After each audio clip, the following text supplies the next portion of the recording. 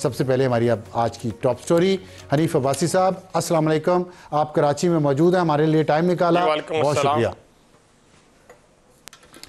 ये फरमाइएगा कि जो 27वीं तरमीम आ गई, अब 28वीं की तैयारियां हैं। कहा यह जा रहा है कि ये जो खान साहब के बारे में इकोनॉमिस्ट ने स्टोरी छापी है, इसके पीछे शायद हुकूमत ने कुछ डोरियां हिलाई हैं, और ताकि लोगों की तवज्जो 27वीं तरमीम से जो महंगाई कम नहीं हो रही उसकी तरफ से हट जाए और इस तरफ इस इशू पे चली जाए, जो कि चली भी गई है। क्या ये बात दुरुस्त है? देखिए अफसार साहब, पहली बात आपको याद होगा कि रेहाम खान साहिबा ने एक किताब लिखी थी, आपको याद है? तो उसके ऊपर जो चीमागोई हुई और उसके पीछे जो साजिश बुनी गई, वो ये हुआ कि हनीफ अब्बासी को आगे किया गया और हनीफ अब्बासी ने जनाब ये सारा मैनेज किया रेहाम खान साहिबा के साथ, और ये किताब लिखी गई। और उसके लिए यही कहा गया था कि शायद फाइनेंशली कोई मदद भी की गई, हालांकि वो वक्त के साबित किया कि वो सरासर झूठ था। और आपको भी मालूम है कि वो किताब उन्होंने खुद लिखी। अब ये जो इकोनॉमिस्ट का आर्टिकल है, ये आप जेहन में रखें। मैं सॉरी इंटरप्ट कर रहा हूँ आपको रेहाम खान वाली बात पे, लेकिन आपके हल्के का दौरा करने की तस्वीरें रेहाम खान के साथ तो बहुत वायरल हुई, और उससे ये बात कही गई कि शायद आपका उसमें कोई रोल है। फिर इसके बाद आपने एक पिटीशन दायर की खान साहब के। सुने ना, वो शादी से पहले एक एंकर पर्सन थी, शादी के बाद भी वो एक एंकर पर्सन रही, शादी के दौरान तो नहीं रही, लेकिन जब वो डाइवोर्स हुई तो फिर उन्होंने जो ये मेरी खुशकिस्मती समझ लें, मेरी बदकिस्मती समझ लें कि जो पहला प्रोग्राम उन्होंने किया वो मेरी कॉन्स्टिट्यूंसी में किया।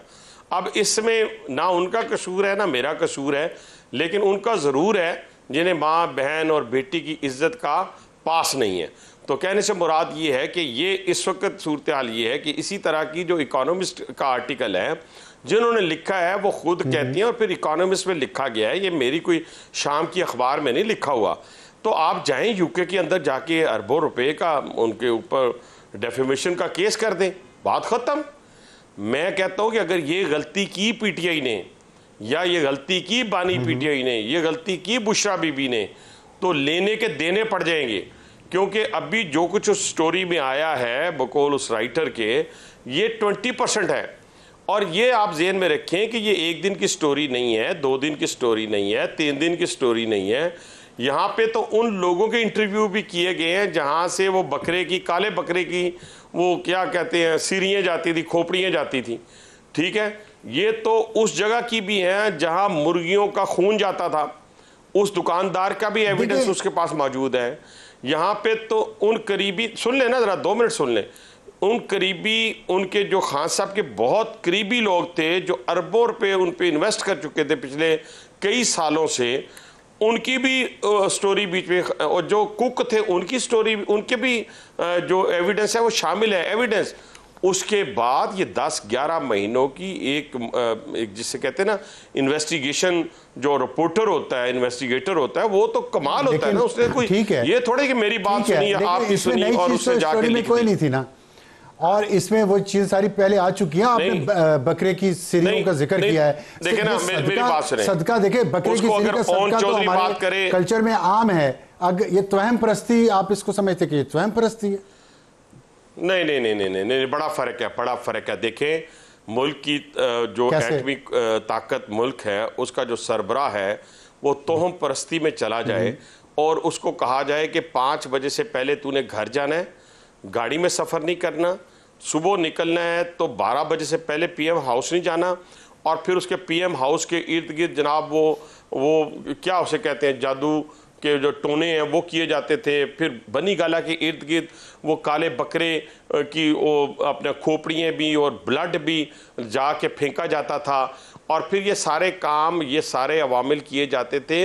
इससे बड़ी और क्या इस पाकिस्तान की बदकिस्मती हो सकती थी कि तोहम परस्ती में जो रूहानी पेशवा बनी हुई थी मोहतरमा, वही कैबिनेट के फैसले करती थी, वही सीएम के फैसले करती थी, वही डीसी के फैसले करती थी, वही कमिश्नर के फैसले करती थी। उन्होंने ही तमाम मुल्कों के साथ, सऊदिया, ईरान, चाइना, तमाम मुल्कों के साथ ताल्लुकात बिगाड़ने में भी अहम किरदार अदा किया। और ये मामूली बात। अच्छा मैं बात करता हूँ तो मैं, क्योंकि बानी पीटीआई के खिलाफ इलेक्शन लड़ा हुआ हूँ, मैं उसके खिलाफ बात करता हूँ। ओन चौधरी पार्टी छोड़ चुका है, लेकिन जब एक क्रेडिबल अखबार जो है वो बात करे जो सिंस 1886 का है, तो वो क्रेडिबिलिटी भी बनती है। और फिर अगर क्रेडिबिलिटी नहीं बनती तो फिर कोर्ट है, आप यूके का कोर्ट आपके पास मौजूद है। ठीक है, मैं आपकी बात से मुत्तफिक हूं कि क्रेडिबल मैगजीन है वो, और बहुत पुराना है, 182 साल पुराना है। लेकिन ये बताएं कि उसी में जब इमरान खान का आर्टिकल लगता है तो फिर हुकूमत बहुत एतराज करती है। दूसरे अखबारात है, फाइनेंशियल टाइम्स है, वॉल स्ट्रीट जर्नल है, उसमें 27वीं के बारे में तनकीद की गई है, में हमारे खिलाफ लिखा जाए, हमारे हक में लिखा जाए। अभी बात उस पे अभी नहीं, मेरा सवाल सुन लें, मेरा सवाल सुन लें कि वो जो तनकीद करते हैं फिर पाकिस्तान पे, हुकूमत के इस हुकूमत की गवर्नेंस के स्टाइल पे, और उस पे फिर आप लोग कहते हैं कि जी ये हमारे खिलाफ साजिश हो गई है, ये पाकिस्तान की तरक्की नहीं देख पाते। दो चीजें, कोई साजिश नहीं कहता, मैं हुकूमत का फेडरल मिनिस्टर बैठा हूँ, नहीं सुने ना, मैं फेडरल मिनिस्टर बैठा हूँ, मैं पीएम के बिहाफ पे बात कर रहा हूँ। इस वक्त पाकिस्तान की 78 साल तारीख में जो फॉरेन पॉलिसी है, देखे ना, अभी आपने अपने इंट्रो में कहा कि अब रशिया भी कह रहा है कि मैं अफगानिस्तान के साथ आपकी सुलह करवा देता हूँ। चाइना, ईरान, तुर्की, कतर, दुनिया पाकिस्तान के साथ खड़ी हो गई है। मेरा कहने से मुराद ये है कि फॉरेन पॉलिसी पे तो आपको ये कम से कम अपने मुंह से अफसार साहब तो कह देना कि हाँ जी 78 साल तारीख में मैंने ये फॉरेन पॉलिसी नहीं देखी। फिर मैं इकोनॉमी में भी आ जाऊंगा, मैं अब इकोनॉमी में भी आ जाता हूँ। देखिए इकोनॉमी के ऊपर इसमें कोई शक नहीं है। अगर आपकी ये शर्त है मेरे सवाल का जवाब देने की, तो मैं बात आपकी एंडोर्स करता हूँ कि हमारे फॉरेन पॉलिसी में बहुत अच्छा रिस्पॉन्स मिल रहा है, क्योंकि मई की मेरी शर्त नहीं है, इंडिया शर्त नहीं थी मेरी, आपने मान लिया, शर्त नहीं थी, मैंने भाई के सामने बात रखी। मुझे सवाल का जवाब दें कि इमरान खान की स्टोरी इकोनॉमिस्ट में सब कुछ हो गया, ठीक है, लेकिन लोगों के बिल बिजली के तो अभी भी उतरे ही हैं, लोगों के मसाइल, महंगाई, मैं उधर ही आ रहा था ना, उधर ही आ रहा था। एक तो आपने इंडोर्स कर दिया कि पाकिस्तान की 78, जी बात तो सुन लेना अफसार साहब, बात तो सुन।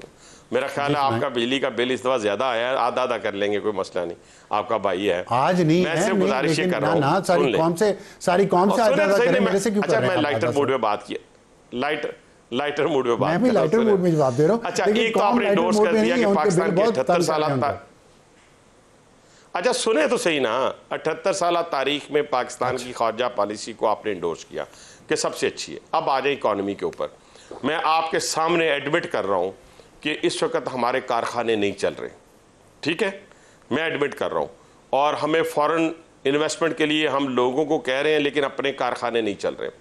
और इसी काम को बेहतर तरीके से करने के लिए, क्योंकि दो चीज़ें हैं, मैं आपके सामने वो रख के फिर उसका आपको वे फॉरवर्ड भी बताऊंगा अफसार साहब के वे फॉरवर्ड क्या हो रहा है। इस वक्त इस खित्ते के अंदर, इस रीजन के अंदर प्रोडक्शन ऑफ कास्ट जो है ये सबसे बड़ी है पाकिस्तान के अंदर।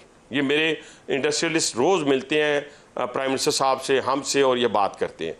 दूसरी बात ये हाई टैक्स रेट है, और ये इन दोनों चीज़ों की वजह से आपकी इकोनॉमी ग्रो नहीं कर रही। अब इसके ऊपर जो प्रोडक्शन ऑफ कास्ट है, इसके ऊपर इलेक्ट्रिसिटी को, यार सुन तो लें भाईजान, सुन तो लें, हमने वेंटिलेटर से उठाया है, आप लगा रहे हैं, हमने वेंटिलेटर में पड़ा हुआ मुल्क लिया है।